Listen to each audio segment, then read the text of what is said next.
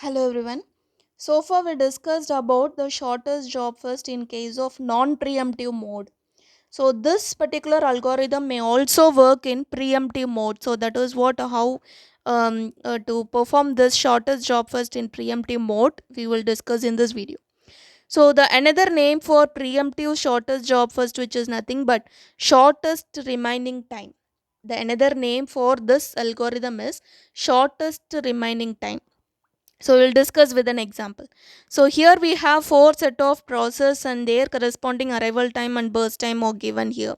So how to calculate the completion time, turnaround time and waiting time with the help of the Gantt chart. First we need to draw the Gantt chart, then only we can calculate all these time, and that is all these things will we can calculate easily from the Gantt chart.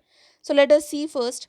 The process P1 has been arrived at time 0, process P2 has been arrived at time 1, P3 has been arrived at time 2 and P4 has been arrived at time 3, and their corresponding burst time are 8, 4, 9 and 5. So now if it is a non-preemptive, then overall all these process, so which is having the shortest job first, that we have to schedule. But anyways, it differs from arrival time, so based on the arrival time we can schedule the process. But here it is a preemptive. So here at arrival time 0, process P1 has been arrived, so initially process P1 has been scheduled. Okay, so what is its total burst time? It is 8. But at arrival time 1, process P2 has been arrived, but its burst time, which is nothing but 4, which is lesser than the previous process burst time. So what we have to do? So we need to consider this process as the shortest job. So we have to schedule this process before completion of P1 process, because we are working in preemptive mode.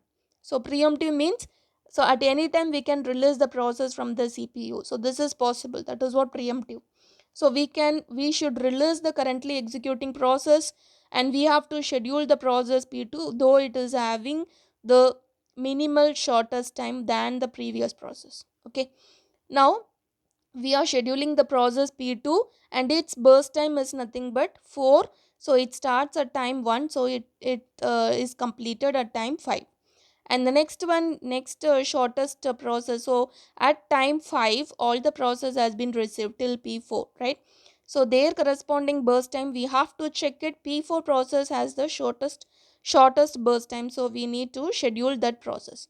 So it will execute till it completion, and afterwards, which is having the shortest job, I mean with shortest burst time, which is nothing but process P1, that we need to schedule. And after the completion of process P1, so if you look at this process, P1 has already executed for 1 milliseconds. So the remaining milliseconds for remaining burst time for the process P1 is 7.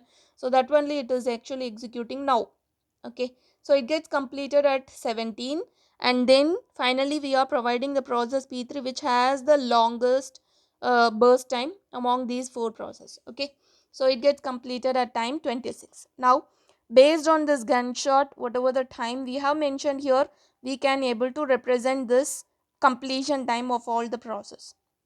Okay, and turnaround time so can be calculated with the help of by subtracting this completion time by the arrival time. Okay, if you subtract from completion time this arrival time, you will be getting the turnaround time, and afterwards we can calculate the waiting time with the help of subtraction of this turnaround time with the burst time. That is what waiting time.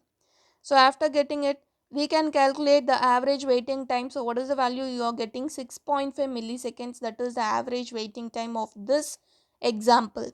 And if you follow the preemptive shortest job for scheduling. Suppose for the same example, if you follow the non-preemptive shortest job first scheduling, then the average waiting time will be 7.75 milliseconds. So here if you go with the preemptive, so you are getting somewhat minimal average waiting time, so it could be the better one to use, right? Thank you.